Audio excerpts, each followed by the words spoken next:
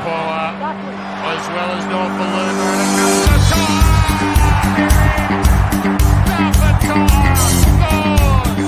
Tigers take the lead. Out the back, he might get involved. He taps it on. There's going to be North Balloon with footwork and strength. He gets there. Norris down. Oh, fully rushed up. He's in no man's land. Brooks gets it on. Not much room now, but he's got there. Junior Dupo. He finds his way to the line, and somehow the Tigers have got themselves back in front. He's got no one to give it to. Not yet. Slices it up. Keeps it going. Amon. On it goes. Slow. Now it's done. Sully. Sully. Gallagher for the win. Tigers have saved it. What a win by the West Tigers. And welcome into another episode of the WestsLife podcast. I am your host, Josh Barnett. We're sponsored by Holman Barnes Group, including West Ashfield League's best place to watch the game live and loud. And you can do that again this Saturday when we take on the Bunnies. The three of us, we went and watched, not at West Ashfield Leagues, but at their other club. We went to Markets Club on Sunday. We'll talk about that in a bit. Please give us a follow at WestsLife Pod on Instagram and Twitter. And check out the Linktree app, Linktree link rather, in those profiles on our Instagram and Twitter. That'll send you to all our stuff, a link to all our stuff, such as our Patreon, patreon.com/WestLife. We'll get to the boys and girls questions later in the show. And shouts to all the people joining us on YouTube. While you're there, please like, subscribe, share, tell your friends, send a fax, all that good stuff. Yeah, some big numbers last week for us. We're all, especially last Monday, celebrating a Panthers win. So we're happy for those who maybe didn't want to listen to West Tigers content, we kind of get it. We'll be 0-8. A few people returned last week, and we hope we're welcoming you back. Mr. Bashara, how are you on this Monday evening? What are we, 28-ish hours since our victory over the Dragons? Yeah, I'm good, guys. Good evening, everyone. Happy to be here again tonight. 2 wins in a week. I could get used to this. Just glad the boys got through. It was a big win considering they lost Bateman before the game, and I think we woke a few people up at the markets yesterday, and they'll remember who we are. So yeah, good to get the win. Yeah, it was just us in terms of watching rugby league. It was just us and a couple other West Tigers fans, and even they were, I think, a bit shocked at how passionate and some of the language we were using. But we had, as you and I, we had a good Chinese meal at the Markets Club too. I had a nice sweet corn and chicken soup, and you had the ancient Chinese dish of hot chips. So it's the food's pretty good at the Markets Club there. What a man! It goes down well after a win. Or during a win, rather. Absolutely does. G'day, Josh. G'day, Rob. G'day, everyone watching and listening. Yeah, Mondays are so much better after a win, aren't they? I might have done myself an injury celebrating, as is typical me form, but hanging in there and looking forward to getting on with the show tonight. How good, 2 in a row. Let's see. Hope we can keep it going. Absolutely. Let's get straight into it. I've got a couple of clips from Sheensy and Appy in the press conference after this game. Let's start with maybe we'll start with Sheensy talking about Johnny Bateman, who was ruled out literally last minute before the game. Next man up mentality, isn't it? Yeah. And AJ went into the second row off the bench, and out we went. That's all you can do. But it probably took a bit of sting out of us. John's been playing well, but I'm half hoping he'll be available next week, if not the week after.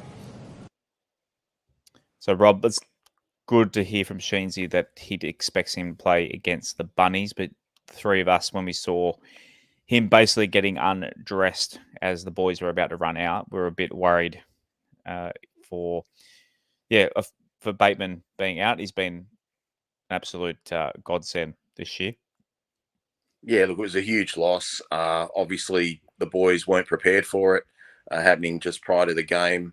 No disrespect to Kapoa, but it's a big drop in class in terms of the replacement. I mean, I just tried to look at it from the positive side. I mean, he had a twinge at the captain's run, thought he might be okay. Look, it was better that happened pre-game than he start the game and we're left with 16 men.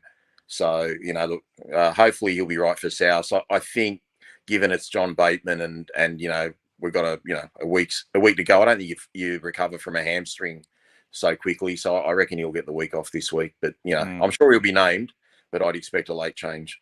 Yeah, we need his his firiness and muscle against South. We're going to be any chance against the Bunnies for sure. Jason D said a succulent Chinese. I'm mad at myself that I didn't make that reference. A succulent Chinese meal. What was the charge? Discount for members, by the way. That was the charge. Let's go on to Sheensy talking about our attack.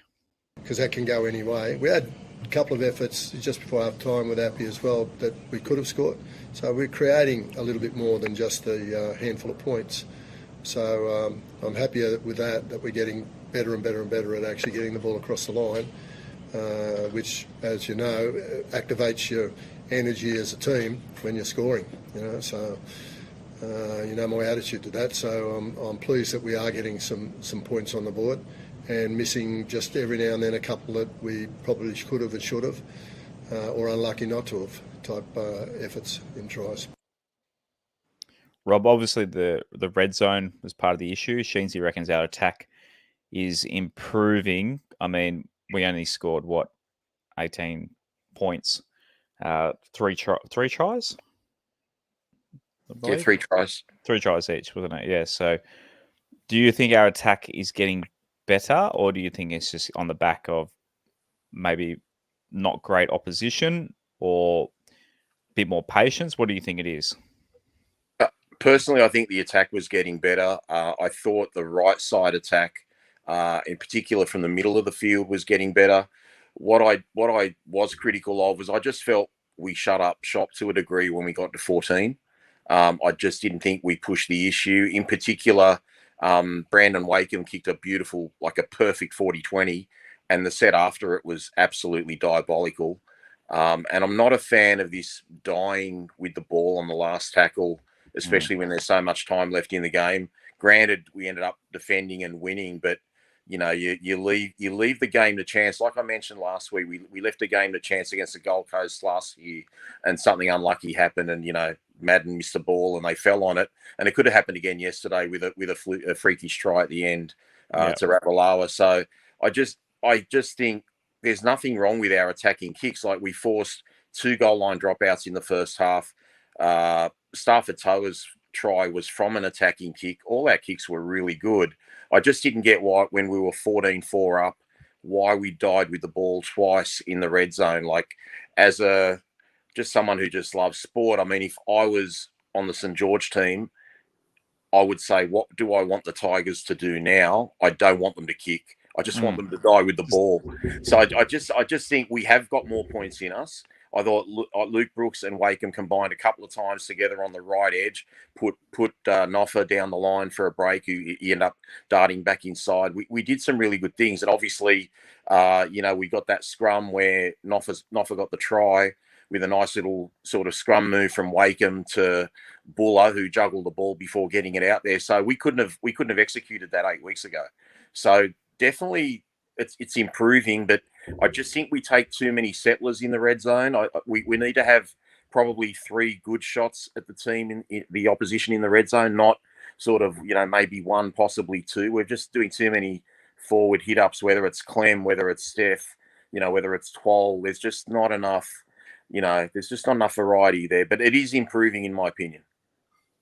Yeah, the dying with the ball, I just don't get it. It's just, even you don't have to punt it all the way beyond the try line. Just putting the ball on the ground, you could force easily force a Dragons error. Like, just make them actually be a bit of, like you said, a bit of pressure and just something. You don't have to try and force a dropout, but literally just let them off the hook and get tackled. I don't get it. I know Des Hasler was big on it for a while. It's just, it's a game of chances and just what's the worst that does he think that could happen? If you don't have to punt it long, do Yeah. the Dragons pick the ball up and defense is scrambled and they run away, like run 90 meters? Like it's such. I feel like the odds are more likely to maybe because we're punters, maybe we like to No, roll the no, dice a little bit, but it's not that. the chances are it's more likely to result in a Dragons knock on or a ricochet 6 again or something than Well, you look just at all the die with kicks. the ball. Look at all the kicks. Like Thenai, like Noffa jumped over Thenai for Toa's try, like batted it back. Thenai earlier in the game, I think 5 minutes in, knocked the ball on in goal. Like Wakeham almost got there off his own kick. It was a really nice little grubber kick. Sloan tripped over his, you know what, on that kick on half time when Brandon Wakeham kicked it into the post. Like that, the kicks, create pressure, create panic, and I'm sure the Thenai brothers and the Sloan were ecstatic that we weren't putting kicks in. Like I say, I get it when there's a few minutes left, and you say, you know what, if you go 90 meters, good luck to you. You deserve to win. But when you're up 14-4 after, what was it, 25 minutes? Mm. Like we had the whole game. I just think we could have scored 30 to 40 points. And Yeah. I'm not saying to play Harlem Globetrotter rugby league. Like just do what we did all game. But when we get to the red zone, just put a bit of pressure on. Go for some repeat sets and just do a little bit more. But look, they're playing to the coach's instructions. So because Brooksy died with the ball a couple of times. Wakeham died with it once. I just don't think it's a coincidence. It's obviously a plan. So look, it worked. We won, but geez, the last few minutes, well, especially the last minute and a half, was just absolute heart attack stuff for us. As I'll go to you after the next one. So this one is from Appy. Yeah, of course. Winning does that, obviously, but I think the way we're winning as well, it's a pretty hard-fought battles, 2 weeks in a row now, so I think we just got to make sure that we understand that these things don't come for free. We work pretty hard to get them, and we need to lost it as well with all our errors and the way we played as well. So plenty of lessons there, but plenty to build on as well. As anything to add there, Appy, obviously a very happy captain there. I mean, he wasn't a superstar. He obviously just made all the right decisions and definitely led from the front. But what are your thoughts and summaries of this game? Yeah, Appy summed that up quite well, I think. The main issue for me was, like he said, the errors, the silly errors. We made those 2 dumb stripping attempts middle of the game. One was closer to the end of the game when we were no chance of getting the ball back. And if you're giving them possession you're inviting them into your own half, then you're asking for trouble. And it's those silly lack of IQ moments, I guess we'd call them, that we need to get out of our game. Just those 1%ers that we have a habit of trying to mess up. Don't get me wrong, the win's amazing and all, but a lot of players there seemed like they were trying to find ways to lose because of the old habits. You'd hope the old habits would die after the first win, but it seems that they're maybe a little bit more ingrained than we wanted them to be. Josh, are we live on Facebook? We should be. Yeah, I just got a message. I just got a message saying that they can't get us on Facebook. I just thought I'd pass that on if you've got any. The Facebook icon I can see is. Yeah, we've got a couple of Facebook comments. Alicia and Rachel are watching us on Facebook. All right, Kathy's just sent a message saying she can't find it. So I just all good. Send her a link or something. But tell her to go to YouTube. YouTube's much easier. Okay. And subscribe, turn notifications on. Shouts to our friends at West Ashfield. So they're playing live and loud as we try to keep the winning streak alive this Saturday, 13th of May at Suncorp Stadium. So if you're not heading to Homebush, show your support from the home of the West Tigers at West Ashfield. You can, again, grab a schooner of your favorite beer from just $6 with cheesy, delicious pizzas from the Garden Bistro. Watch all the games live and loud at West Ashfield this NRL season. And shouts to Holman Barnes Group. For more information, holmanbarnesgroup.com.au. Holman Barnes Group, bringing people together. Check out Croydon Sports and our mates at the Markets Club. Good little. They've done it up, Rob. Just to go back on our little Markets Club meetup, they've recently done all that up. The tab and the big screen, the couches in front of it, where we sat. Like you couldn't pick a better spot to watch footy, really. Oh, it was amazing. Yeah, it was really, really good watching it with you guys. Made our own little atmosphere. Had a bit of an audience thinking, who are these three lunatics? But yeah, it was good. Really, really good. Only bit of news, a little bit of, I guess, progress. I was going to say sad news, but I guess we kind of already knew it was sad. Adam Dwayhe is off to Melbourne. Part 1 of his surgery. Obviously, I'm reading straight off his own tweet that he sent out just before, a couple of hours before we went live tonight. He said, cleaning out the knee, filling old keyholes with bone, taking out the old ACL, and then part 2 of the surgery in 4 months' time, ACL procedure. God's plan, I'll be back. So, Rob, why is it taking so long for AD to get surgery? I thought they would have got him straight in. Not too sure, but I know he's apparently with like the best surgeon in Australia for this. So I guess, maybe he just had to wait. I mean, it's only been a few weeks. But yeah, it'll take close to 3 to 4 months to recover from that first op. And then, he should be as good as gold from the second op, which will take another, 9 to 12 months after that. On to our game review. So obviously 18-16, 3 tries each. Tries to Starfatoa, David Nofaluma, and Junior Tupou. Unfortunately, Steph. I've been backing Steph to get a try ever since round 1. That's the way gambling goes, doesn't it? You get one win, and then you don't see it. Maybe next week, maybe against Souths, but bundling over. But my gambling addiction aside, boys, anything else to add on this one? A few stats as well. Any stats that poked their nose out at you, Az? The run meters, despite possession, was a lot closer than I would have thought it would be. Good to see that we kept our completion rate almost to the level we did in the rain. Surprising that our completion rate in the sunlight is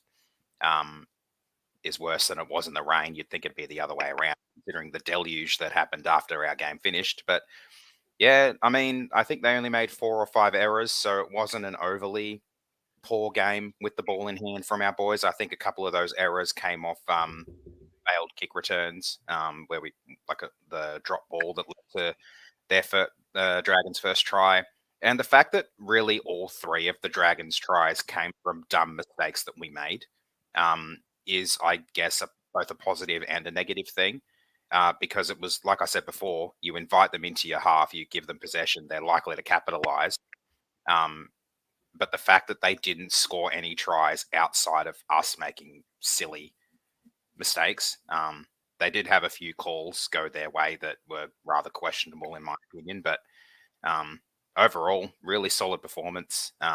Bit of a shame that we only won by 2. Would have been nice to win by a little bit more, to show that there are more improvements there. But hey, you got to win ugly sometimes. And if we're going to win every game ugly this year, I'll take whatever wins we get. Absolutely. Rob, anything that stands out for you? Oh, look, to be honest, I can't read those stats on my phone. Yeah, you're on the phone, yeah. Look, look, just put simply, I just thought we played really good football in the first half. If you take out the Tupou, uncontested drop bomb and the Wakeham kick for touch, we pretty much played a perfect half of football. Maybe a couple more kicks in the red zone would have helped. But other than that, I was very happy with the style. I didn't think St. George threw too much at us in the first half. And then I felt the second half was a complete opposite. Saints started playing a lot of footy. We were just kind of protecting the lead. And I don't think protecting the lead suits guys like Brandon Wakeham and guys who just want to play footy. And to use your favourite term, sliding doors moments, I think it really impressed on me yesterday was how important referee decisions and bunker decisions are crucial to a team winning or losing. Like we saw Jareem Buller go up for a bomb, got tackled midair, looked like he wasn't going to get the penalty and the ball was stripped out. He obviously got a call from the bunker that he was tackled midair. We got the penalty. We go down and score. Then we had the one with Ravalawa where Ravalawa challenged his own knock on. Now, had that been overturned, Saints get the ball. The bunker upheld the decision that it was a knock on, and we scored from the scrum. And then obviously Saints had burned. I think they burned their own. They'd already burned their challenge. I'm pretty sure, hadn't they? No, that was that. The Ravalawa knock on was when they burned that challenge. Right. They challenged it, and then they lost it. So, like, what I'm saying is, if the bunker got that wrong and said it was a knockback, it was a play the ball one later. We don't score the try, and then by burning their challenge, when Jack Bird played the ball in the second half, and we did get involved in the tackle, and it was our fault, they couldn't challenge it. So, look, I mean, you've really got to use your challenges wisely. But we kind of. I don't think the ref was very favourable, but it could have worked out, like complete disaster if the refs didn't get some of those decisions right. Yeah, absolutely. Completion rate again, 86%, lower than in the dry this week than it was in the wet last week, but 86%, pretty good nonetheless. Yeah, the second half, that the possession stats really got back to 53-47 in the end. That second half, I think it was the first 10 minutes, it was literally 70% Dragons. So, and we actually lost the second half. Someone actually replied to one of our socials. They go, "We lost the second half. Sheens would be disappointed," which is pretty funny. I think it's one of we haven't lost many second halves this year, and we still won the game, which is pretty. I thought it was pretty funny as well. Tackle 87%. So defense wise, missed 39 missed tackles is quite high. 43 for the Dragons. Errors 10 errors. 13 Dragons made 13. Let's be honest, the Dragons, a stiff opposition. Yeah, we're probably not going to win on that performance. What do you reckon? As like, that's why I was confident. I was confident enough to tip us and put a bit of money on us in this one. The Dragons, not one of the best teams, and hopefully it's not long and we can overtake them off the bottom of the ladder.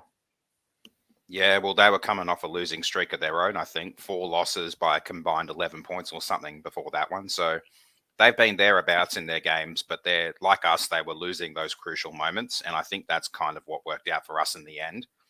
Some of their plays in the back end of the game, I listened to the Triple M commentary of that final play, and James Graham summed it up pretty well. All Moses Suli had to do was draw and pass to Ravalawa, and Ravalawa was in untouched. And they're like us at those crucial moments, they're making those silly plays, and it's just been costing them just as much as it's been costing us. So we did well to hang on in the end. Some massive defensive efforts from multiple players that we'll get to later. But yeah, I felt not confident in tipping the team, but I was hopeful that first win would give us a bit of momentum. And like this week coming up is different kettle of fish altogether. So it'll be interesting to see how they go off the back of the 2 wins in a row coming into what's going to be a much tougher opposition. Rachel mentioned the Appy no try on halftime. We did kind of touch on it, but yeah, I thought he literally rolls the ball backwards. When he touches it, the ball rolls backwards. Am I being biased, or I thought it was fine, and then we get to it next? I don't understand how. I said to you at the time, Josh. I said to you at the time, look at his face, like he does not have a poker face. Yeah. Everyone was celebrating, and Appy just looked like, nah, I've touched this, I've knocked it on. I mean, it got exaggerated by the fact Appy's legs made the ball roll forward after he touched it. Look, it should have been a try. Like we bombed that. Like Appy's got to be grounding that ball. But Sloan was, probably our best friend yesterday. He was absolutely awful. Further, what Az said about what Triple M said, Aaron, I reckon Sloan just had to pass it to Jaden Asua, and it's a try. Then he comes literally absolutely, yeah, three on one, and they butchered it so many different ways. Like even Suli would have been hard to stop if he kept it himself. But yeah, like the fact that Sloan cut out a couple of players just played right into our hands and made Suli had to do more than he had to do. So it would have been literally the most West Tigers loss ever for an ex-player, Ben Murdoch-Masila, to throw the worst pass ever and then Ben Hunt to just chip it over the top, and to lose that way just and would have been Sully as well. devastating. Yeah, because we kept them basically to halfway in those 5 tackles. They were going, our defense was so good the last 10 minutes, and it was just such a fluky thing to happen. And, thank God we saved it in the end. But, Jareen Buller, he came up with some great tackles, not just that one, but he did one early in the second half on a flying, rampaging Ravalawa, and he just took him head on where I don't think many fullbacks would have stopped him. So, yeah, what a player. Yeah, he's a great player. Yeah, definitely in the comments for the 10-1 player ratings, which we'll get to soon, there was basically a lot of Buller love, and just literally all the conversations I've had with West Tigers fans this week, 99% of it has mentioned this kid. So fingers crossed we hold on to him for the rest of his career. Shout out to our other sponsor, Mobile Corp, formerly MLC Phones, who sponsored the Tigers back in the mid-90s. And shouts to Stephen from Mobile Corp. So they can assist with anything IT related. They say there's a saying in IT, there are only 2 types of companies, those who have been hacked and those who will be hacked. So what can business owners do to protect themselves from cyber attack? Mobile Corp is a family-run tech company that supports West Tigers and was even the jersey sponsor back in 2007. Mobile Corp is also passionate about helping protect businesses from cyber threats. For an affordable cyber security solution, go to mobilecorp.com.au. I did see a comment earlier. Someone said they saw Bryce Cousins. He said, shout out to one of your sponsors with some old MLC mobile phone sponsored Tigers gear on the next door neighbor's clothesline today.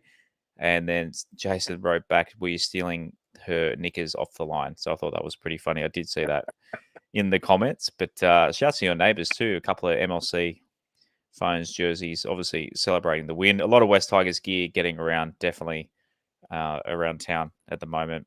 How good. We're back, the boys. So fingers crossed, plenty of them at Homebush on Saturday afternoon. New South Wales Cup, the boys went down. They fought back a little bit in the second half, lost 32-30 against Parramatta. 6 tries all in that one. I didn't see this game on Saturday, boys. Does anyone have anything to add about the New South Wales Cup loss to the Eels? Didn't even know the scoreline, Josh.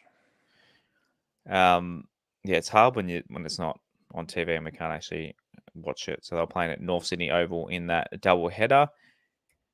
On the ladder, they're sitting in 6 still, so not too bad on 12 points. So still well in the hunt for the top 8 as well. Fingers crossed they can get a win against the Bunnies on Saturday as well. So Jersey Flegg, they had the bye. So no flag, and of course the NRLW has not started yet, and a lot of city country games for our juniors, plenty of West and Balmain juniors taking part in those too, and apparently they went all right as well. Right, on to our player ratings. So we'll start with Sheensy this week. 6.7 for Sheensy this week. Rob, and you've been very critical of Mr. Sheens this season. What are your thoughts now after 2 in a row? Look, I'm happy we've won. The rotation's still not fantastic, is it though? Like we had Seyfarth and Simpkin not really get much time as far as I was concerned. But look, we're winning. That's all that matters. I don't think Tim's really the coach. I think he's there as a buffer between the media and Benji Marshall, who's a real coach. So, yeah, look, I mean, good for him. He deserves some happiness, I suppose. As anything to add on Sheensy? Yeah, I'm still hovering around where I have been recently with Sheensy. I rated him a 5. I agreed with what Rob was saying during the game. Rob thought his rotations were a little bit messed up and it was going to come back to bite us in the end. It nearly did. I ended up checking how much time the bench players got, and Seyfarth 18 minutes and Simpkin I think had 12. So not very big stints for either of those two, which didn't really give them a chance to have much of an impact on the team. But the issue with like Jake in particular is how much time do you actually give Appy on the bench, considering he's the captain and Jake is pretty much a straight swap for him, although not as skillful or noused in regards to ability as Appy is. So yeah, it's a bit of a tricky one. I'm hovering around. Yes, I'm hovering around the middle at the moment with Sheensy. I think we need to see a lot more resilience from the team in games. Although I will say the resilience this week after having Johnny B ruled out in recent seasons, we probably would have seen the team crumble with a late change like that, and they just wouldn't have showed up. They'd have had their heads down right from the start. But to the team's credit, they ripped in. They kept going without him. We could see him whenever he appeared on TV, pretty animated on the bench. So that was good to see. Hopefully he gave the boys a G up as they came off for halftime, and another one as they came off for full time. So yeah, that is the improvement that I'm seeing in the squad. I just hope it can continue. The last thing we need is a blowout loss this weekend, because that will probably send morale crashing back down. If we have a close loss to the Bunnies, or even better, a win, heading into a game at Leichhardt, I think our season could be turning in a little bit of a slightly different direction. For sure. Yeah, that's a big one this week. I don't hold out much hope. The Bunnies are just on their own tier at the moment, really. But they're sensational. Jakey, on the Jakey Simpkin thing too. Yeah, I in my non-expert opinion, I reckon Simpkin would make sense coming on in the last 10 minutes of the first half, and then leave him on, bring Appy on maybe 30 to go or something. Because that way, Jakey, you got tired forwards that Jakey can work around, and then he comes out fresh in the second half, and then Appy comes and plays the back end in the clutch when the forwards start getting tired again. I don't know. That system seems to make more sense. I mean, Sheensy's the one. They've got all the coaching staff and the expertise and the GPS and all those stats, so they know better than me. But I don't know. I was always of the belief, if you're going to have a reserve hooker, yeah, put him in when the big boppers are tired. Dream Buller, start with the number one, literally both in rating and jersey number. I mean, did anyone not give him a 10? That's a good question. Did anyone not give him a 10? I know you boys. Surely you guys did.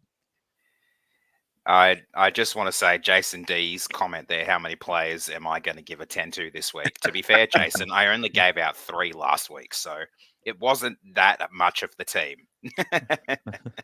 But I did give Jareem a 10 this week. He was sensational. I even said to Rob and Josh before we left the field, not the field club. What was it called? The field, again? Sorry, yeah. It felt like we're playing Markets Club. Yeah. Markets Club. That's the one. Yeah. You got injured. It was like we played an actual game. Yeah. So before we left the Markets Club, I even said, like, I have to give this kid a 10. Like, I can't find anything to fault him for. Defensive efforts, clutch plays, clutch bombs. Like, the kid, he was everywhere. Massive try-saving tackle that basically won us the game. And the fact that in that same play where Hunt got that little grubber chip kick type thing, whatever you want to call it, over our heads, he was there to tackle Hunt himself. He was then in position to tackle Sully, and then he even got into position to tackle Ravalawa as well. So, like, 3 efforts in the one play. He's a sensational kid. Yeah, lock him up immediately, or lock him down, I should say. I'm just looking. Don't lock him up, Jesus. Just looking at the ratings for Buller, we had one person give us 7. That was the lowest. Do I call that person out? You can. Yeah. Do I embarrass? Oh no, sorry. There's 2. There was 2. So one was Bart, Alberto with 1, and the other one was Evan. Come on, guys. 7 for Dream. The guy literally won the game for us. second week in a row. You give him a 7. Jeez, Harsh. I wonder if anyone got higher than a 7 from those two, because he was clearly our best player on field, I'd have to say. Yeah, crazy. Rob, 10 out of 10 for the dream come true. Yeah, I gave him a 10 this week. I gave him a 9 last week, which, like I said, I didn't want to give him out too easily. But, he's had 180 metres yesterday as opposed to just over 100 last week. The guy was in everything, as we've said. The try-saving tackle at the end, the Ravalawa tackle at the end, the break off the beautiful offload from David Clemmer, which eventually led to the try to Junior Tupu a few tackles later. For his third game, guys, we don't want to put too much pressure on him, but for his third game, geez, he's a real good one. He's an absolutely real good one. Do we win the game? No offense to the other 3 boys that have played fullback this year. Do we save those tries with those other 3 guys there? Probably not. Probably I'm not. not sure. So that's the difference in what we're seeing now. Look, it's good to have something to get excited about. But look, I think other than Junior Tupu's dropped bomb, I thought our back 3 were sensational. So yeah, great game from Buller. And do you think that they should start engraving the Dally M Rookie of the Year award with Jareem Buller's name on it now, or what do you think? Good question. Who's in contention, Aaron? I don't know who the other rookies are off the top of my head. Yeah. So I'm trying to think of who's debuted this. I'll tell you what, that guy that debuted and scored 2 tries for the Dolphins. I mean, he's a bit late to be getting Rookie of the Year, but if he keeps playing matches like that, he'll be up there. Yeah, big boy. David Nofaluma, the resurgence. This is a great story for Nofa. Beautiful story. He was on the scrap heap. People were saying send him to Melbourne or send him to wherever. And man, Nofa, he played. It was prime Nofa in this game again. He was, yeah. I rated him in this one. But what did you guys give Nof this game? Who are you starting with? Oh, sorry, Gary Rob. Guys, I gave him a 10, and I'll get booed by everyone watching. He was my man of the match. 151 meters, 3 offloads, 2 line breaks, 8 tackles, only 1 miss. The way he finished that try in the first half, not many wingers could do that with 3 or 4 blokes around him.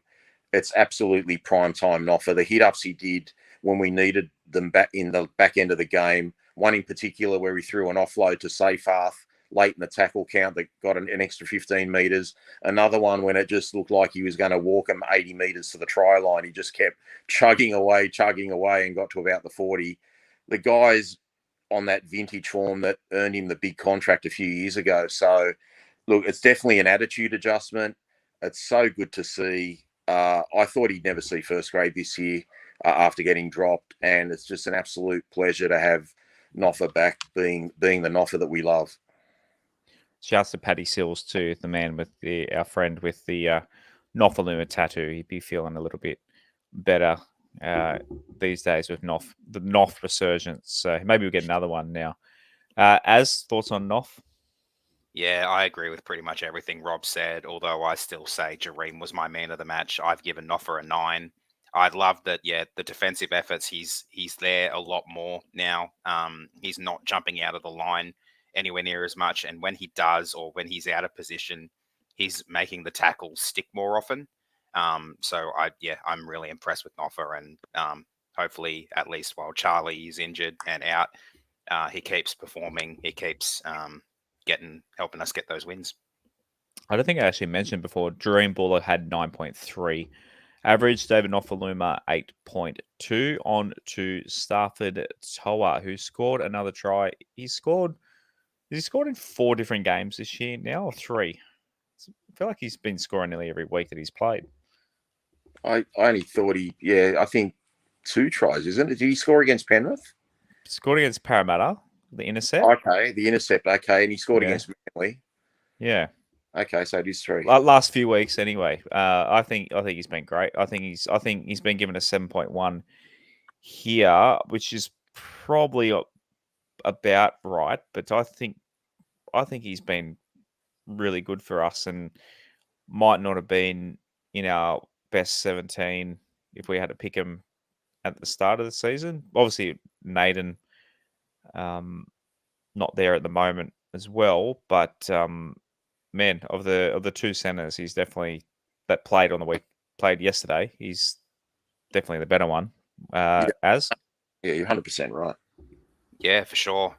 Really rated Stafford Toa on the weekend.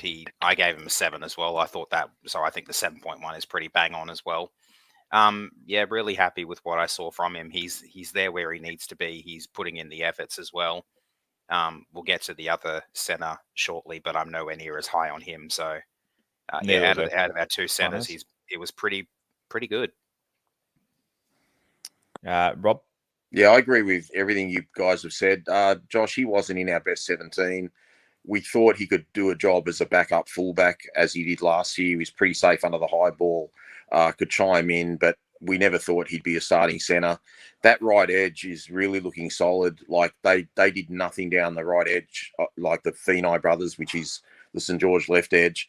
Defensively, he missed a few tackles, but he looks solid. He's threatening in attack. I'm loving what I'm seeing. I actually think he could hold that spot even if we had all troops on deck. So well done to him. I gave him a 7 as well.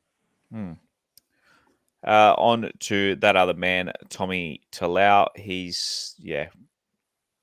It's getting to the stage where do you just let Manly take him? Maybe when NATO gets back, there is a bit of a lack of depth. Maybe you kind of got to keep him, but man, if there's a spot that NATO's taken, I think it has to be Tommy Talau's. What do you reckon, Rob?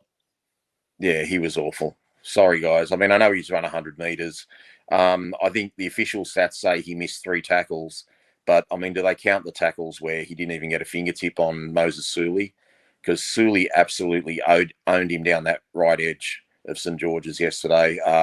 Really poor game. We had high hopes for this guy being, our starting centre this year, and what he produced yesterday. Like, he tried hard, don't get me wrong, but he was just absolutely rubbish. So, look, I gave him a 4, and I think I was being generous with my 4 out of 10. Junior, so 5.0 for Tommy Talau. So he's just gotten a pass mark there. I think it was literally like 5.98 or something. So, 5.0 for Tommy. Junior Tupou. Yeah, sorry, Josh. I'll just add something about Tommy there. Yep. So I gave him a 5, which I also agree. I feel was being pretty generous. And the thing that Rob didn't touch on there is he doesn't seem to have trust in his winger to get the ball down in those clutch moments down the sideline.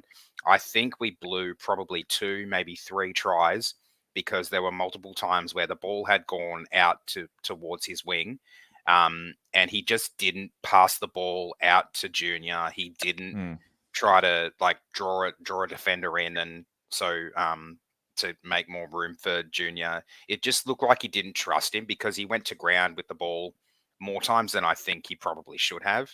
Cost us. I reckon that cost us at least probably 12 points in the game.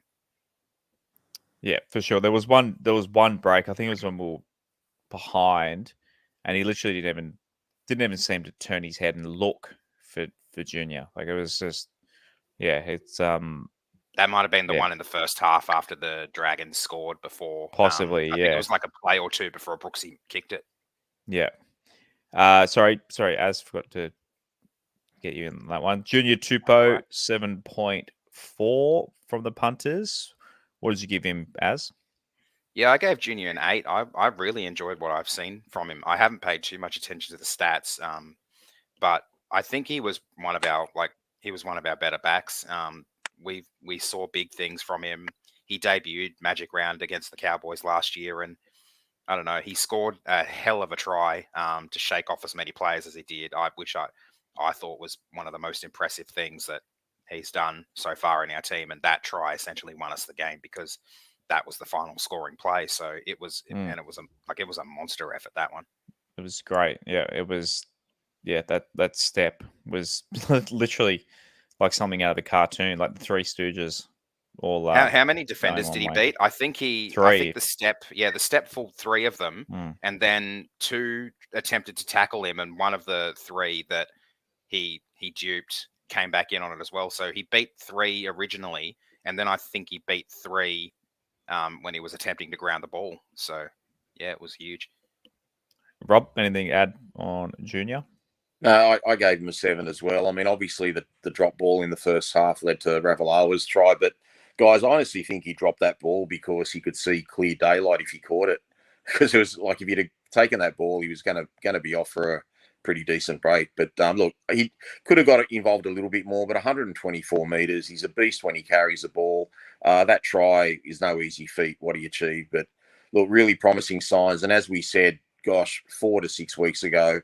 I know he's got another year, but sign him up before November hits, guys. Like, Absolutely. I can't believe it's not done yet. Just get him signed up, for God's sake. Yeah, I don't know if his manager's thinking he's going to play. I mean, maybe his manager's thinking the more he plays, the more value he's going to get. So even more reason to sign him up now. Yeah, just, I don't know, throw him. We've got plenty of money there, and Exactly. It's a no-brainer for me. But yeah, just get it done, please. West Tigers management. Brendan Wakeham 7.0 from the punters. What are your thoughts on Wakeham in this one, Roberto?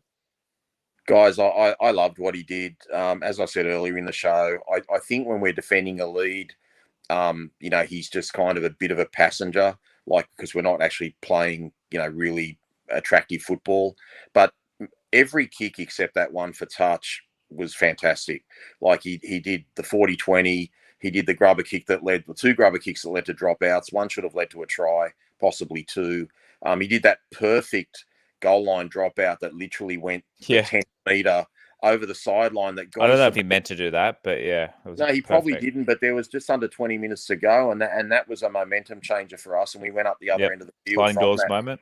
Yeah, exactly. So, look, he did a lot of good things. Him and Brooksy really combined well in some of those shapes out to the right where we made a few breaks.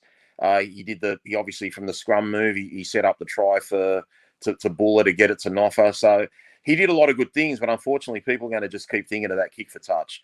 I think he's going really good, guys, and I knew the dry weather would help him. And I just think when we've got to play footy, he's the right guy to have in the team. Yeah, I agree with that. I rated him an 8. I know people, like Rob said, people are just going to remember that that kick for touch that went horribly, horribly wrong. It looked like it was going out, but then we saw from the Spider Cam footage of behind the team that it kind of curved back in, which was a bit of a shame. But yeah, overall, I really liked what I saw from Wakeham. He had some good touches, mixed in with the bad ones. I don't think he's too much of a passenger in defense as well. I think he did what he needed to do there. And yeah, that dropout, that while it may have been a fluke, was basically the play that got us down the other end for Tupou's try. So he has to get a lot of credit for that one. Man, I know I'm claiming this again, but I said for years, the short dropout, I didn't understand for years and years why people didn't do it more. It's basically, would there be more short dropouts, maybe 50-50 short to long dropouts at the moment in the NRL? Like, it's just go. You might as well just go for it. Like, I never understood rugby union do it literally every kickoff, and it's obviously a very, very different game, a very boring game in comparison, in my opinion. But I just don't understand why you just don't have a crack. You're going to be defending your line in a couple of tackles anyway. Just put it up, roll the dice. Yeah. Again, maybe it's because I like to gamble and like to roll the dice, but especially in that situation too, because the Dragons were down by 4. They were winning. They were winning. Sorry, they were winning by 2. So mathematically, they're not going to go for 2.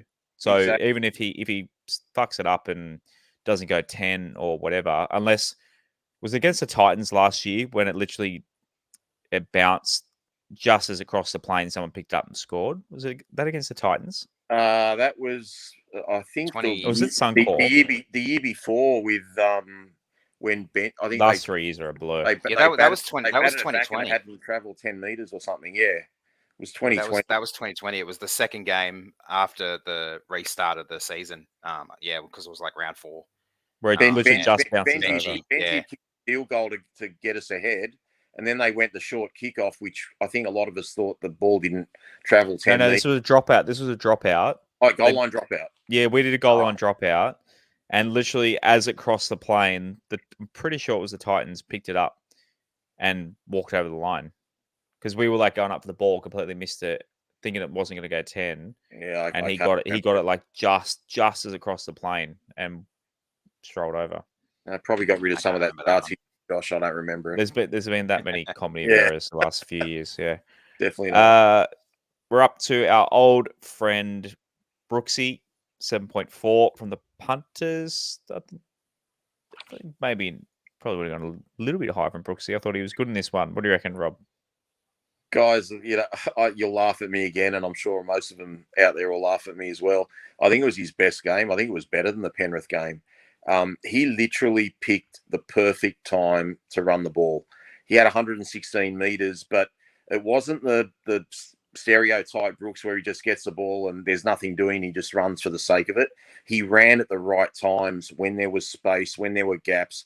His kicking game was on point when he was allowed to kick it. The times he died with the ball, I believe, were under coach's instructions. So I'm not going to bag him for not doing those kicks. But, even late in the game, he put a beautiful long, low kick that trickled back behind the fullback into the in goal. He was pretty much on point, other than maybe dropping that ball that Sloan threw away in panic when Papali'i was driving him back to the in goal. I think Brooksy was really, really good, guys. And, I'm going to give him praise when he plays well because, boy, don't we bag the shit out of him when he plays badly. But another great game from Brooksy.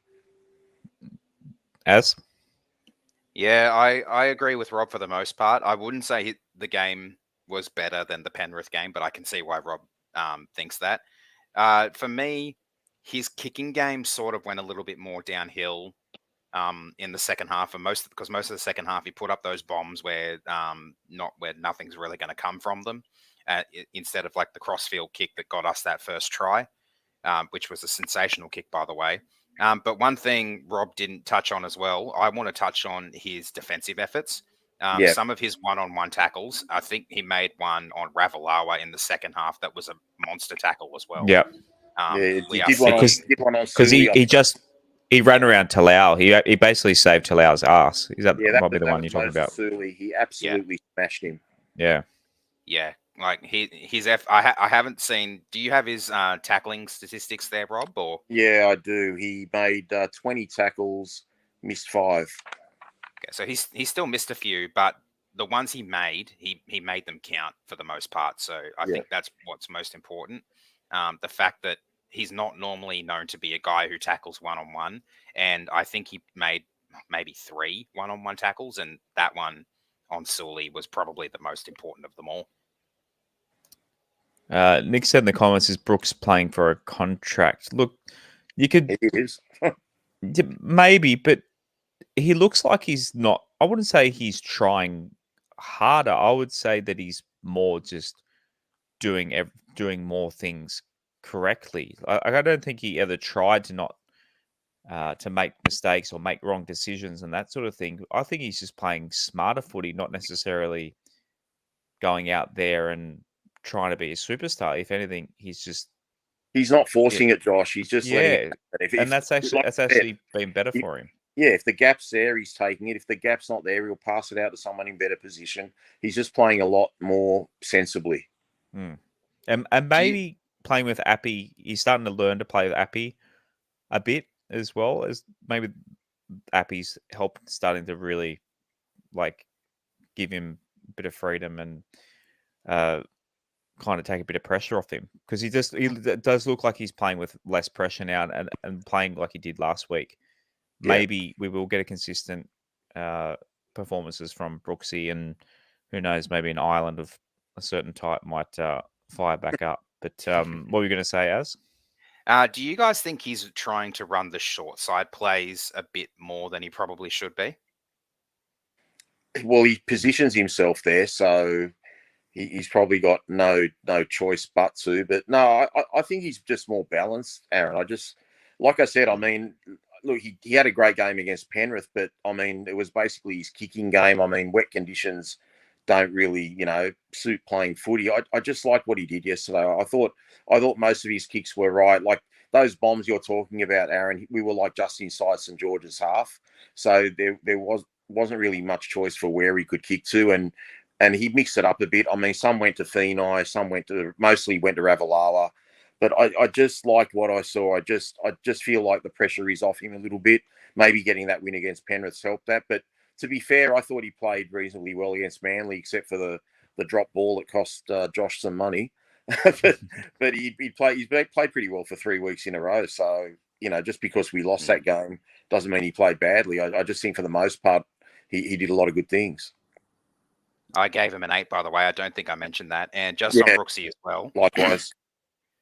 Just on Brooksy as well, this weekend coming up, he plays game number 199. So in 2 weeks' time, when we're at Leichhardt against the Cowboys for Indigenous round, it's game 200. So for a player who's been hung from pillar to post for most of his career, I hope that his 200th game is more of a cause of celebration where we can actually get behind him and, especially at home, cheer him on the way he deserves for what is a pretty big accomplishment for a player that's been in the position that he's been in. Imagine if he repeats the South game from last year. That'd be nice. Stefano Utoi Kamano, Rob, 7.1 from the punters. Did not score a try. I gave him a 7 as well. I thought he was pretty strong. 25 tackles, not a huge amount for a prop, but I mean, some of those tackles were really fearsome. Look, he's getting back to his best, guys. He's still not, doesn't look like scoring a try for you, Josh, but, I'm sure that'll come around eventually. But very happy with what he's doing, and all he's got to do is keep up with his prop teammate and David Clemmer, because Clemmer's really, leading the way. As? Yeah, I gave him an 8. I thought both of our starting front row forwards really ripped in and performed well in this one.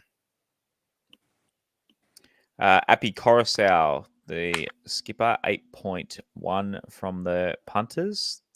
He, got to keep just loving this guy week after week. Just so thankful he's in our team and running the show as. Yeah, he's leading from the front, which I think is the most important thing, and he knows what we need to work on. Like he mentioned in the press conference, what we were getting wrong, how, and sort of like touched on what needs to be fixed. So, like, he knows what we need to do. He's obviously going to be talking to the coaching staff about it this week in the lead up to Saturday's game. But yeah, he's leading from the front. His performance wasn't as strong as his game was against the Panthers, maybe because the Panthers were his previous team, and he had a few things that he wanted to show them what they're missing out on. So yeah, not the 10 out of 10 that I gave him last week, but I've given him an 8 as well. Yeah, maybe the wet conditions, a hooker's game stands out a little bit more. The ball stays in the middle a bit more. I don't know. Rob, what are your thoughts? He also didn't really get too many chances to run the ball from dummy half, I don't think. And I was expecting that to be a big part of his game, but we didn't see all that much of it from him. So I thought that was a little bit strange. Maybe he just didn't see any opportunities, or maybe he wasn't focusing on them. Or maybe the Dragons weren't offside as much as he would have liked them to be, or maybe he just didn't really run it, because when he did run a lot of those ones to attempt to get the like he did when he attempted to get the Panthers offside, where the ref wasn't actually calling them as offside. Yeah, look, the last few weeks I've given him a couple of 10s and a 9. Like that's how unbelievably good he's been. He's literally what Robbie Farah used to be to our team. I don't think we win games if Appy's not there anymore. Having said that, and still believing that, compared to what he did last week and the week before and the week before that, I think Appy's game was a 6 out of 10 yesterday. Like I said, we don't win without him being there, because we need that composure. We need his drive. But there were a few errors. He looked a bit tired. He has been playing long minutes the last few weeks. I just think it caught up with him a little bit. He wasn't as alert as he normally is. He wasn't doing all these fancy trick show and goes and fake kicks and fake flick passes. And he was just being a very stereotypical dummy half yesterday. Still played well, but if I compare it to the last 2 games, I can't give him anywhere near that. So I gave him a 6. Fair enough. David Clemmer, so he had the tied second. So him and Noffa tied the second this week. He had an 8.2, Rob. Yeah, I gave Clemmer 9.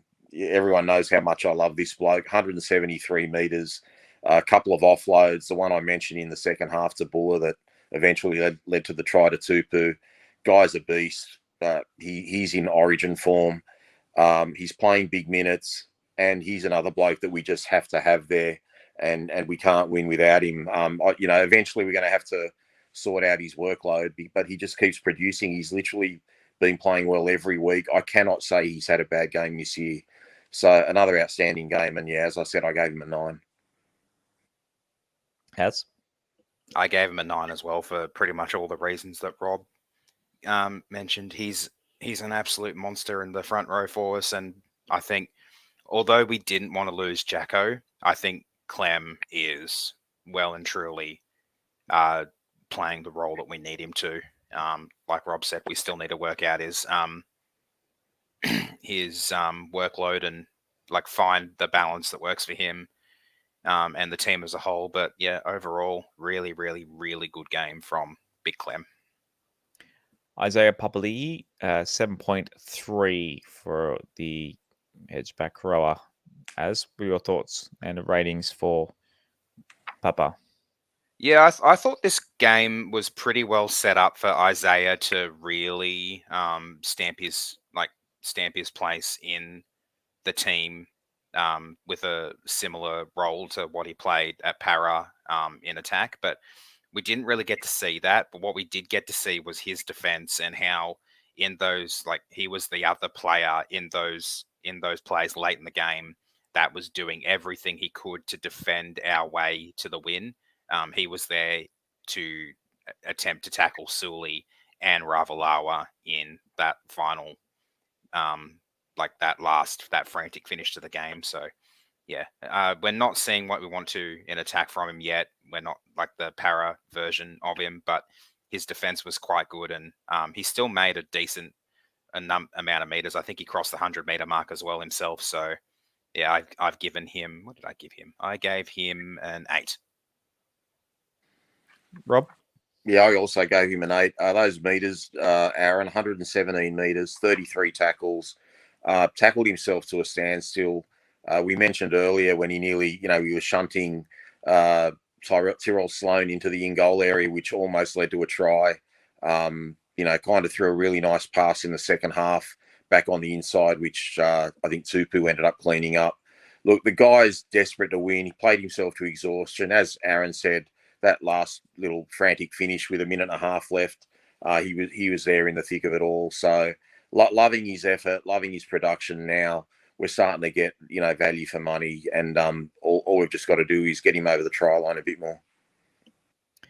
AJ Kepaoa, 5.9, so lowest score for the starting 13. Thoughts on Kepa in this one, Rob? Yeah, look, he's not my favourite player, guys, and he did some really poor things yesterday.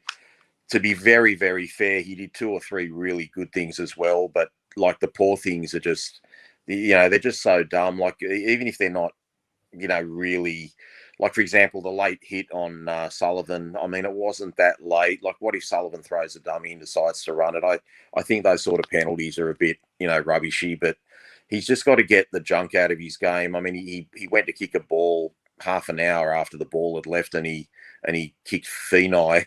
So, he's just does some dumb plays. But I mean, the effort's there. He doesn't have the IQ. He just doesn't have the rugby league IQ. And I don't know how he's got the lowest score, because Talau was absolutely shit. So, sorry, Talau does have the lowest score. Sorry, Talau has 5. I can't read that. I think you meant the lowest score of the forwards. Lowest, yeah, that's what I meant. Lowest. Okay. Sure. Yeah, look, he's there, but he's like a volcano. You just don't know when he's going to erupt and have that brain explosion moment. Not faulting that he doesn't try, but yeah, he's just got too many errors for me, guys, and that's where you see the difference. If a Bateman was there as opposed to a Kapoa, I think we have a comfortable victory. Yeah, I sort of agree with the 5.9, sort of disagree. I've given him a 6, so I'm not off by that much. Basically, maybe I'm being a bit more generous because he was expecting to probably come on off the bench, and then he was thrown into the starting side literally last minute because of the Bateman injury, so his workload immediately changed to be a little bit more intense. But yeah, a couple of those dumb plays, he just needs to get those out of his game. But in I will say though, in his defense, Jaden Sullivan, really not a fan of him for the same reasons I'm not a fan of Jerome Luai. I really don't think there's a good spin you can put on how he went to ground after that one kick. And then as soon as the whistle's blown for the penalty, he gets up immediately, grinning like a Cheshire cat, clapping at AJ as if like he's like, yeah, thanks for that. I've got no respect for players who do that, and I just think that's completely out of the spirit of the game. To kind of like to maybe playing for the penalties within the spirit of the game, but to rub it in like that, I don't think that's necessary. But maybe that's just me being a goody two shoes. Mm-hmm. Yeah, he still needs to get those out of his game though. Fanua Pole 6.9. As what are your thoughts on young Fanua? Yeah, I liked Fanua's game. I gave him a 7. I thought he was pretty good. I'm still not 100% convinced that he's a lock. I think he needs to be in like off the bench in the front row rotation, but I'm not sure like how he fits into that with the side that we've got and the side that we're building. But yeah, I thought he was pretty good. Rob? A solid game from Fanua. I gave him a 6. 97 metres, 20 tackles, 1 missed. Look, it did nothing wrong, but just didn't see enough of him. And for that reason alone, I gave him a 6. But that doesn't mean he played bad. He just thought he could have done a bit more. I thought he was a bit more prominent against Penrith. Jakey Simpkin off the bench, 5.6. We talked a little bit about Jakey already, but thoughts about him, Rob? Look, I gave him a 6. As Aaron said, he was only on there for about 12 minutes. One thing I will mention about him, which I actually did love, I don't know if you remember the play where he ran from dummy half and tried to do an Appy Coruscant imitation, and I thought, well, that's a good sign for the future if he's trying to show the ball this way and show it that way, and then go to the outside. I thought, okay, well, if he's going to develop into Appy, then that's a pretty good sign. So look, like that he's trying to emulate Appy's plays, and hopefully we'll see a bit more of that in the future. As I don't actually recall that one that you're talking about there, Rob. I'll have to rewatch the game again and try and find it. Yeah, it was late. It was late in his stint. I do remember.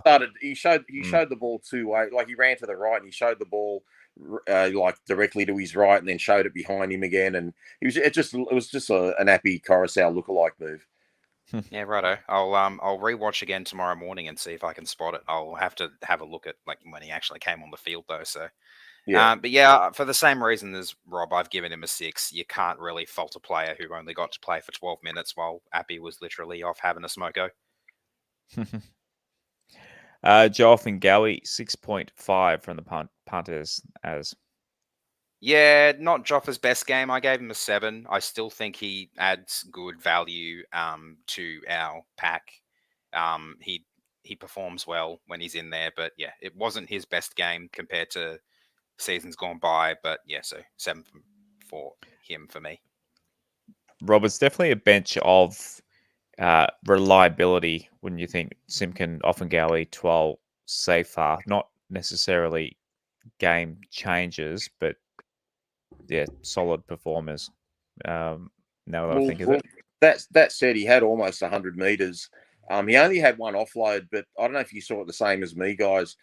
I thought Joffa could have offloaded the ball at will yesterday. He got that right arm free. He was looking for someone to pop the ball to.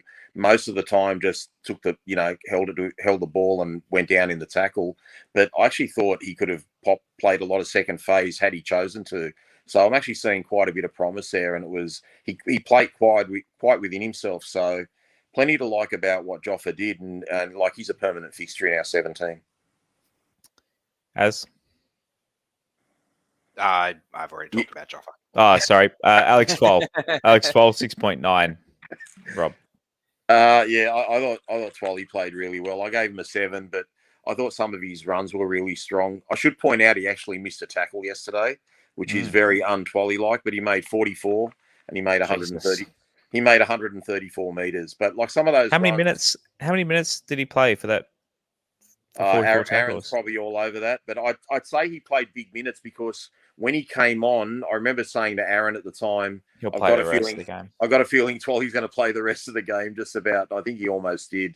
So 56 minutes. Yeah, he played 56 minutes. So it's like a tackle every 80 seconds. Crazy. yeah, but I was actually impressed with a couple of his runs. More importantly, because he's pretty much a plotter when he takes a hit up. But a couple of times he looked threatening. But hopefully he'll crack it for that try real soon. He's made 300 tackles for the season, and even with that one missed tackle in that game, his tackle efficiency is still 98.7%. I think he's missed maybe now 4 tackles for the year. He never seems to miss more than one a game. It's just a shame that the one he missed was the one that led to Jaden Sullivan's second try, I think. Okay. And lastly, Alex Seyfarth, 5.4. How many minutes did Seyfarth end up getting? I think I said it was 18. I'll just pull it back up again. 18 minutes. And thoughts on Big Red? Yeah, I've given him 6 for the same reason that I gave Jake a 6. You can't really judge a player too much on minutes that they didn't really get to play. And that's where I'm like questioning our bench rotation. Like, what are we doing with the... Because he's a second rower, isn't he? Seyfarth. He's not a front rower. He's not a front rower, but we play him in the middle sometimes. But he's not. I don't think he is a middle. Do we still think that with that particular, like with this bench of Simpkin, Joffa, Twal, and Seyfarth, do we think our bench is still a little bit light, or because I think it was the Easter Monday game we were really concerned about how light our bench was. I think we had another back on the bench, didn't we? I mean, we would have had Kapara on the bench. So I mean, bit of a hybrid, centre second rower. So look, I prefer to see Sean Bloor there, but that's just me. Can't disagree with that one. Some of the best comments left in our play poll, as someone asked last week. Yeah, keep an eye out on our socials for the Google form to fill in on our Twitter and our Facebook. I posted a couple of times the last 24 hours, and thank you to the several dozen of you that filled it out this week. Sam H said, Tommy T in or out. Personally, his defensive reads atrocious. Last tackle options. Thoughts? But yeah, we kind of hit Tommy pretty hard on those. Antonio said, overall, a very good team performance. Completion at 90% again. Buller needs to be locked in well and truly past 2025 before teams like Raiders and Melbourne can start to look. Absolutely. Chris W. felt momentum change when bench came on. Could have got Clem and Steph on a bit earlier in the second half. Definitely that middle, with those guys off the field and Appy as well. Yeah, the Dragon, that's when the Dragons pretty much were getting a bit of a roll on, for sure. Feel free to add anything. I'm actually checking, while you're talking, Josh, I'm actually going to just check what time or how long his second stint was, because I don't actually remember. I think Clem came on with about 23 minutes left from memory. But I actually was thinking at the time, sitting next to you guys, hold them off as long as you can, because I just, they've been playing big minutes, and if you bring guys like Stefan with 28 to go, or for both of them, even Clemmer, those last 5 minutes could be really hurtful. So I just think the longer you can refrain from bringing them back, the better. So I actually think those 2 subs back were fine. I just thought Seyfarth's minutes were too small, considering that Jake's basically getting 12 minutes. So we're literally playing with 15 men. Yeah, And sorry, Josh, I just found it. So his first stint was the 28 minutes and 8 seconds. His second stint was 22 and a half minutes almost. So, I mean, maybe he could have come on a little bit earlier. Maybe he could have done with a little bit less time in the first stint and a little bit longer in the second one. Is that sort of the way you try to play it? Because I'm pretty sure that's what the Cowboys do with Taumalolo and some of the other big clubs do with their other bigger boys that are like second rowers or locks, or even some in the front row. I think the big problem for us guys, and we saw it in the first couple of games of the year, is Steph seems to get really tired after 18 minutes or so. You know what I mean? Like, Steph gets tired a lot earlier than most props do get tired. So we've got to. We're really trying to manage Steph's minutes as well as we can, and the guys like Twal and Clemmer and those guys they just suffer the rest of it. They've got to put up with doing the extra minutes because I just think we're trying to get more minutes out of Steph, but it's not going as well as we want. We've increased them a little bit, but yeah, Clemmer's doing the bulk of the work. I mean, there's some games Clemmer's playing 65 minutes, so and that's way too much, I think. Yeah, so Steph came off a little over 7 minutes before Clem did from his first stint. So, and his second stint was about the same length. So they came back on at basically the same time. Yeah. But yes, Stefano went off about 7 minutes earlier than Clemmer did at the start of the game. And I'm also having a look here. So I'm noticing that Isaiah played the full 80. And I would imagine Bateman would be a full 80 type player. So I'm questioning why we have that second rower on the bench to begin with, especially if both of our second rowers are 80-minute players. Injury cover. Well, yeah, it's actually the injury to a member of the back line is why Capoe is meant to be on the bench. But yeah, gotcha. You'd prefer Blore there instead in Capoe's place. I prefer Blore there, and not that he did a great job of it, but we ended up shifting Blore to right centre. I think when Naden came off against Parramatta. Yeah, so I mean, he can be there. I mean, he doesn't have the pace really to be a centre, but I mean, you're not planning for your players to get injured. You're playing to win. Yeah, I agree. Brandon said Buller's efforts in the 79th minute was unbelievable. If you rewatch it, he was involved 3 efforts, making the initial tackle on Ben Hunt, was their second time to force Moses Sully to flick past to no one, and then third came up with one of the all-time great try savers to win the game. I hope by next year we extend his contract again long term. Such a breath of fresh air in the back line. Wow. Craig Riley, Luke Brooks played well again. I hope it's not due to him being shopped around and trying to impress other clubs. I hope it's a genuine form turnaround and confidence gain. Matt McNally, a bit of mix of great plays and dumb plays, but it was enough to get us through. Never thought Moses Sully would win us a game, but had a strong hand in giving us the win. Also happy Fox commentary picked up the potential shoulder charge by the ref on Buller. We chuckled pretty hard when we heard Ganane say that. We just thought that was hilarious. Yeah. But in saying that, why the hell was the ref there? Was he talking to Hunt in the middle of the play? Because there's no universe in which he should ever have to worry about a player bumping into him when a player's trying to make a break with the ball. Because that snuffed out a try opportunity there too, I reckon, because Hunt was able to get himself around Buller because Buller got tangled up with Goff, I think it was. Yeah, I think the ref just froze. He could see the player coming at him and he didn't know what to do, and he just thought, I'm going to stand still and hope they avoid me. No name on this entry, but said Stafford Toll will continue to fly under the radar while the big stories roll out like Buller, Clem, Toops, Appy, etc. But he's a really solid player, absolutely holds his own in the centres, have some genuine talent coming through in the outside backs, but also some healthy competition between AJ, Nato, Toa, Staines, Noff for those last 3 outside back positions. I thought that was a good one. Some really good variation in the comments tonight. Yep. There was a lot of Baller love, but I couldn't play all those. GD Tiger, he said, isn't it strange how good Tiger's performance and a few wins can have such a positive impact on your ongoing mental health? WestsLife therapy. He said WestsLife, so he's talking about the band there, not us. So. Yeah, it hasn't stopped me having a headache tonight, but that's nothing to do with the footy.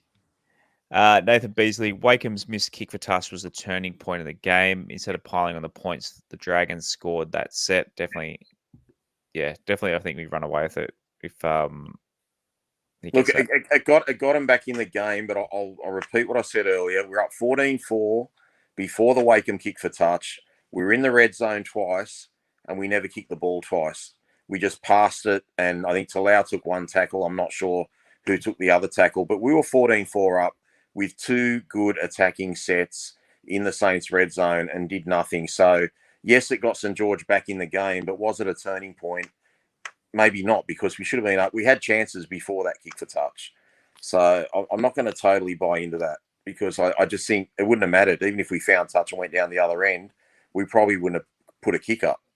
So, yeah, I don't know. Don't know about that one. Kai Cochran offers back to that passionate kid who loves the Tigers, and it's so good to see the fact that Joffa has gone from our best forward by a mile last year to barely noticeable this year. It just shows how great the forward pack is. Ben W said wet dreams. I quite like that one. That's what I said on Twitter, and I think that's probably my best tweet I've ever made. Yeah. Did I get a chuckle out of you, Rob, with that one? You had the laughing emojis. I did, because I actually felt at the time that was way too much information, Aaron, but I was glad you were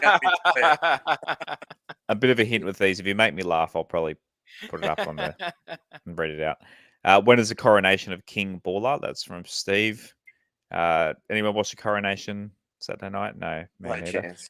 No, Gave the Dream. What would you watch that when there's rugby league, Magic Round Rugby League on? Gave the Dream and Bateman 10s. Didn't see either of them doing anything wrong. Thanks. That's Matt Barton. So I sent out the poll just before I hit save on replacing Bateman, because I had it all ready to go. I did replace Bateman with who came in? Big Red so far. So it got me there. Patreon question to finish. If you want to support the show, patreon.com/WestsLife, not WestsLife, as GD Tiger said before. That is the band, not us. But patreon.com/WestsLife. If you'd like to help support the show, and I'll just find the Discord channel where the guys drop in our questions. There are a few in there we saw before.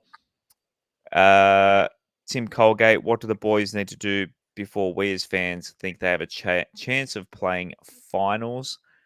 I think, what are our next few games? Obviously, South Cowboys. a bye. A bye, and then who's after that? We've got the Raiders at Campbelltown, and then the Titans up on the Gold Coast, the Storm back at Campbelltown, and then our third bye. I think 3 of the next 4. You think the only one of the next 4 we lose would be to the Rabbits? Yeah, that's what I'm thinking. With 3 of the next 4, I'll have hope for the top 8.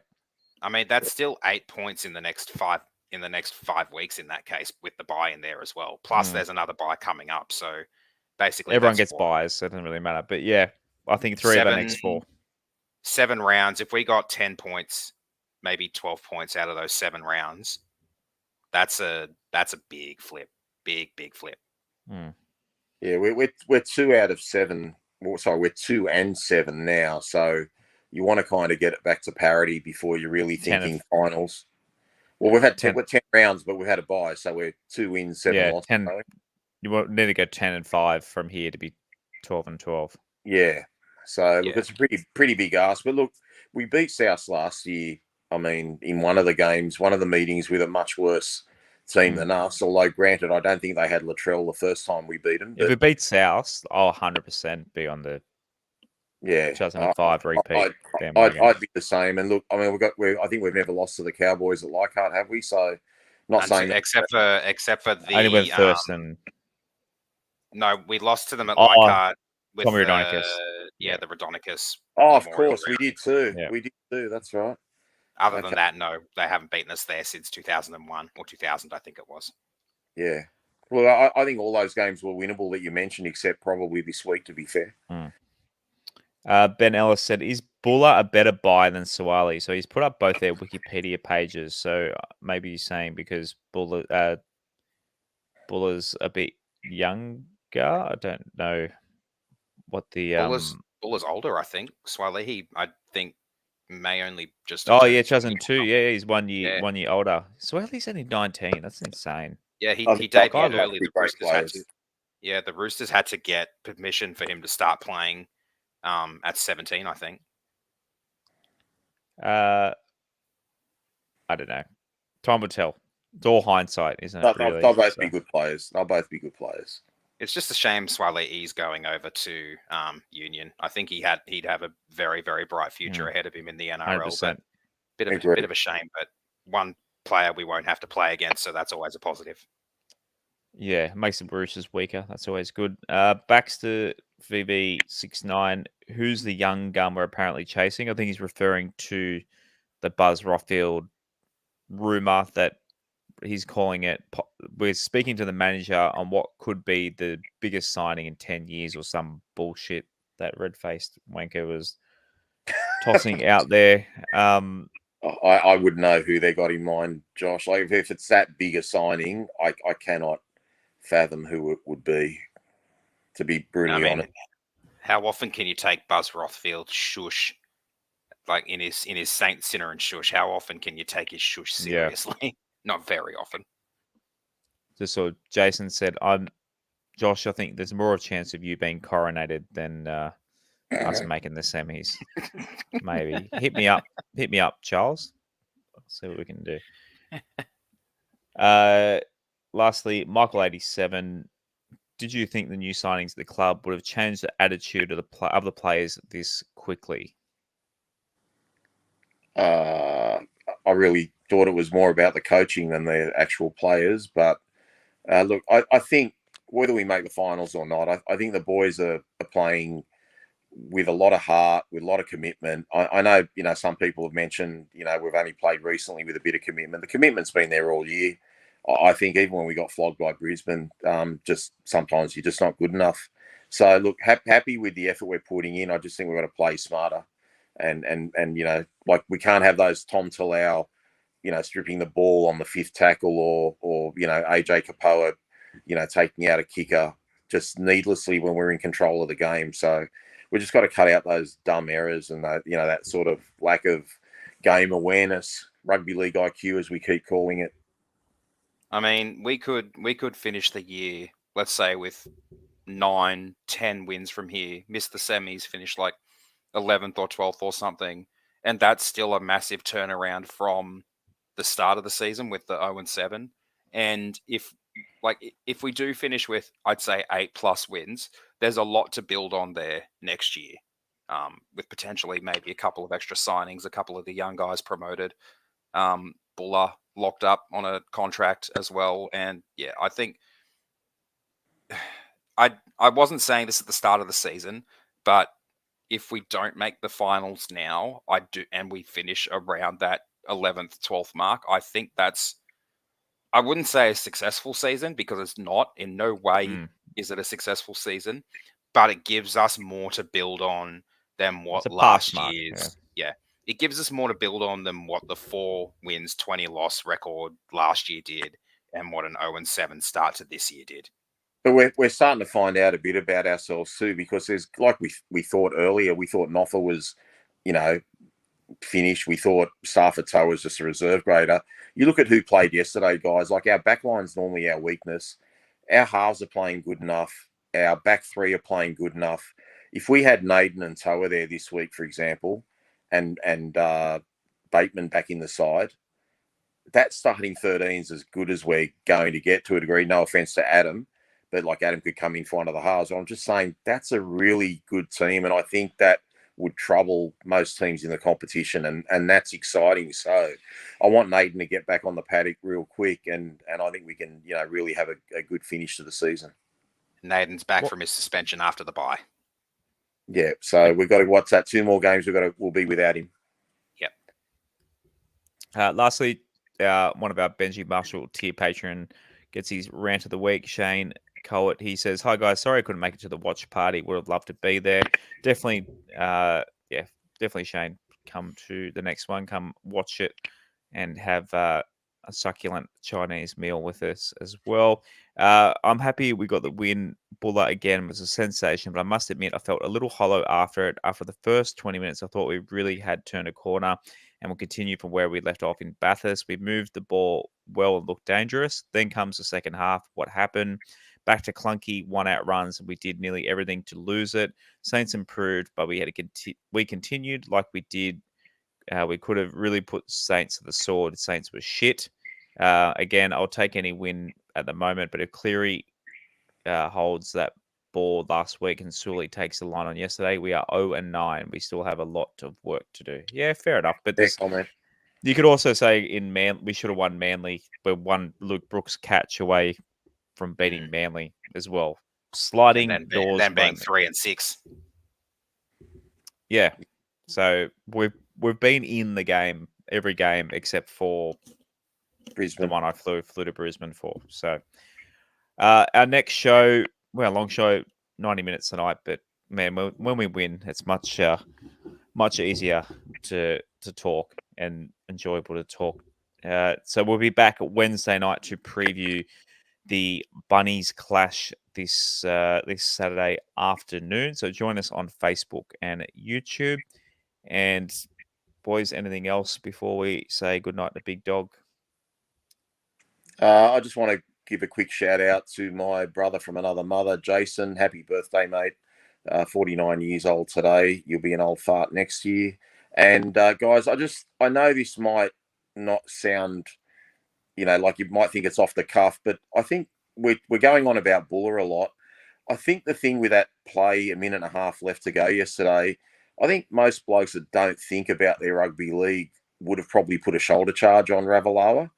Okay, and I think Buller just put his whole body blocking that try line as opposed to the natural instinct of trying to shoulder charge Ravalawa out. So I think this guy's just got such a rugby league brain. Or maybe I'm overreading it, but I just thought he played that whole situation smart, because if he does go for the shoulder charge, St. George get a penalty, they might go for goal and tie the game up or even get the winning try. So again, well done to Buller. I hope he keeps this up. It's really good to have a player that we're excited to want to watch every week. Absolutely. He's a footballer. He's a instinct footballer. You can tell. Yeah. Righto, guys. And thanks to literally the hundreds of you that tuned in tonight and the thousands of you listening back in the coming days, in the future. And we love yous all and our Patreon members, each and every one of you. And we'll see you Wednesday night, 8:30. As always, boys and girls, go the Tigers. Go the Go Tigers. the Tigers.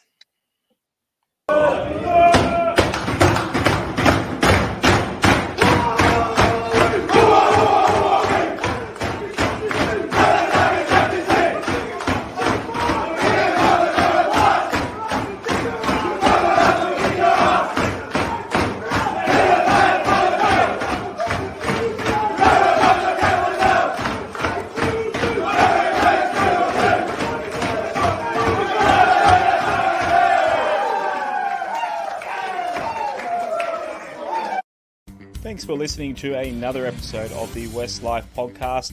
Please follow us at WestsLife Pod on Instagram and Twitter, and facebook.com/WestsLife Pod. You can also support and take part in the show at patreon.com/WestsLife, and give us a subscribe on YouTube and turn notifications on. We'll see you again next time on another episode of the WestsLife podcast.